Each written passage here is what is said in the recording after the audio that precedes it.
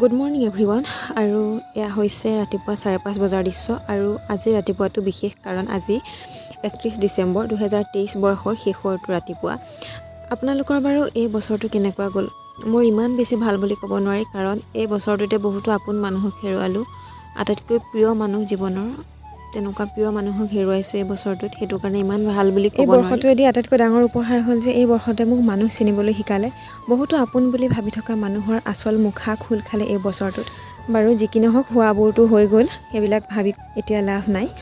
আৰু আহিবলগীয়া নতুন বছৰটো যাতে সুখৰ হৈ আহে, সেয়াই কামনা। আপোনালোকেও আশীৰ্বাদ কৰিব যাতে আহিবলগীয়া বছৰটো মোৰ লগতে আপোনালোকৰ সকলোৰে, আমাৰ ঘৰখনৰ সকলোৰে যাতে সুখৰ হয়। মোক শত্ৰু জ্ঞান কৰা সকলোৰে যাতে দিনবোৰ ভালে কুশলে পাৰ হয়, তাৰে কামনা কৰিছোঁ। আৰু আহিবলগীয়া 2024 বৰ্ষটো সকলোৰেলৈকে আশাৰ ৰেঙনি লৈ আহক, তাৰে কামনাৰে নৱবৰ্ষৰ বহুত বহুত শুভকামনা জ্ঞাপন কৰিলোঁ। ধন্যবাদ।